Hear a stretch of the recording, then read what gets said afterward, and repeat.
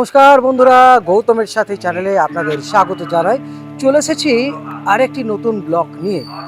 এই মুহূর্তে আমরা পশ্চিম বর্ধমান ছাড়িয়ে এখন কলকাতার বুকে এবং দক্ষিণেশ্বরের দেখতে পাচ্ছেন দক্ষিণেশ্বর রামকৃষ্ণ সংঘ আদ্যাপীঠে এসে উপস্থিত হয়েছি। আর আমি মূলত তো জানেন বিভিন্ন জায়গার মন্দিরের ইতিহাস তুলে ধরার চেষ্টা করি। আজকে এই স্বপ্নাদেশে এই যে পীঠ আদ্যাপীঠ সম্পর্কে আমরা কিছু জানবো। এখন আমরা পেয়ে গেছি বিশিষ্ট সাংবাদিক রক্তিম দাস মহাশয়কে। রক্তিম দাস, স্বাগত জানাই গৌতমের সাথে চ্যানেল আপনাকে। এবং আজকে আমার পরম সৌভাগ্য যে আপনার মুখোমুখি হতে পেরেছি এবং আজকে মায়ের এই মন্দির সম্পর্কে আপনি কিছু আজ বলবেন তো খুব ভালো লাগবে। প্রথমতই আপনাকে ধন্যবাদ, আপনার চ্যানেলকে, যে আপনারা যে লড়াই করছেন।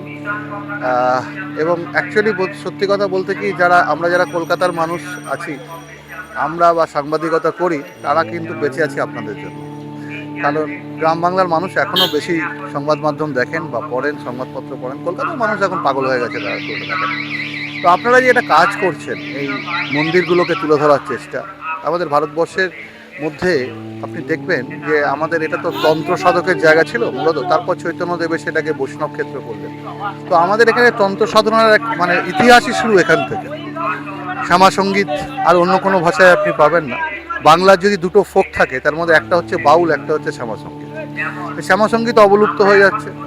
তো সেখানে দাঁড়িয়ে অন্নদা ঠাকুর, তিনি শ্রী রামকৃষ্ণদেবের একজন ভাবশিষ্য ছিলেন এবং তিনি হচ্ছেন, এটা ব্রিটিশ আমলের ঘটনা, সেই সময় উনি স্বপ্নাদেশ পান যে ইডেন গার্ডেনে, তখন ইডেন গার্ডেন কিন্তু আজকের ইডেন গার্ডেন নয়, সেখানে খুব সুন্দর সুন্দর ফুলের গাছ, ফলের গাছ, পেছন দিকটা এখনও আছে অবশ্য, সেটা ছিল। সেখানে একটি গাছের বৃক্ষের তলায় মা ওখানে রয়েছেন এবং মা বললেন যে আমি অনেক দিন ধরে ওখানে রয়েছি, আমাকে উদ্ধার করছে না কেউ, তুই আমাকে নিয়ে আয়। তখন অন্নদা ঠাকুর তাকে নিয়ে আসেন, নিয়ে এসে সেই মূর্তি এখানে স্থাপন করেন এবং সেই মূর্তি এখানে বিরাজমান।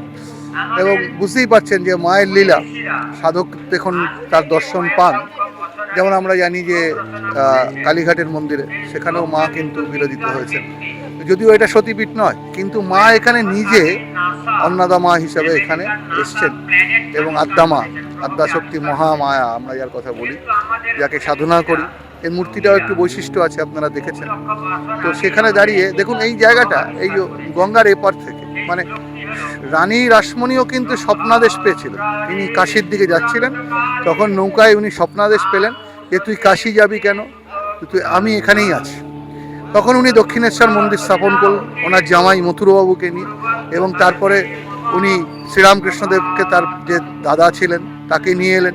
নিয়ে আসার পরে শ্রীরামকৃষ্ণদেব এলেন, বিবেকানন্দ, তারপরে ইতিহাস সবাই জানেন। অর্থাৎ এই যে দক্ষিণেশ্বরের এই জায়গাটা, এখানে মা দুই জায়গায় বিরাজমান। ভাবুন, এটা কিন্তু খুব কম পিঠে এই শক্তিশালী এইটা দেখা যায়, যেখানে একদিকে ওখানে দক্ষিণেশ্বরে মা কালী, দক্ষিণা কালী, তিনি বিরাজমান, আবার এখানে উনি হচ্ছেন আদ্যাশক্তি মহামায়া রূপে বিরাজমান। সুতরাং একটা মানুষ, তিনি যখন আসছেন, একটা জায়গায় নামলেই দুটো দর্শন করতে পারছেন, এটা একটা চরম সৌভাগ্যের ভাষা। এবং গঙ্গার পাড়ে, শুধু তাই নয়, এই যে মন্দিরটা, এই মন্দিরের আরও অনেকগুলো আছে। এরা খুব সফলভাবে বিভিন্ন সেবা কাজ চালান, যার কিছু নমুনা আপনি ভেতরে গেলেই দেখতে পাবেন। এদের বৃদ্ধাশ্রম আছে, দুস্থ ছাত্রছাত্রীদের সাহায্য করে, সমস্ত কাজ এরা করে। অর্থাৎ হিন্দু ধর্মের যে মূল বিষয়, সেটা হচ্ছে সেবা। একটা তো ভক্তি অবশ্যই, ঈশ্বর সাধনা করা, তার সঙ্গে সঙ্গে সেবা। এটা বিশ্বের আর কোনো ধর্মের আছে কিনা আমার জানা নেই। প্রেম করে সেই সেবিছে ঈশ্বর। হ্যাঁ, এখন সেই যে বাণী বিবেকানন্দের, সেই বাণীর মূল রূপটা আপনি এখানে দেখতে পাবেন। তবে এখানে বিষয়টা দাঁড়াচ্ছে যে এখানে যে মানুষ একসঙ্গে এসে মাকেও দর্শন করতে পারছেন, আবার সেবা কাজে প্রত্যক্ষ করতে পারছেন, সেইটা একটা খুব বড় বিষয়। তো সেখানে দাঁড়িয়ে হচ্ছে যে এখানে আসলে সত্যি মনটা ভালো হয়ে যায়। এবং আজকে আপনার নিজের মনও নিশ্চয়ই ভালো হয়ে গেছে। এবং আরেকটা বিষয় আমি জানতে চাই যে এখানে দেখুন প্রথমে মূর্তি মা ঠাকুর শ্রীরামকৃষ্ণ, এবং তারপরে দেখা যাচ্ছে মা আদ্যা শিবের পায়ের তলে রয়েছেন, এবং উপরে রয়েছে রাধাকৃষ্ণ প্রেম। এইখানে একটা বিষয়, যে একটাই বোধহয় ধর্মস্থান যেখানে বৈষ্ণব এবং শাক্ত দুটো ইয়েকে একসঙ্গে মেলানো হয়েছে। যে হচ্ছে উপরে রাধাকৃষ্ণ আমরা যেটা বলি ব্রহ্মা বিষ্ণু মহেশ্বর, তা ব্রহ্মা বিষ্ণুর হচ্ছেন শ্রীকৃষ্ণ অবতার। তো সেখানে তিনি যেমন আছেন, আবার ধরুন এই ব্রহ্মা বিষ্ণু মহেশ্বর, তারা কিন্তু শক্তি দিয়েছিলেন কে? মা কালীকে।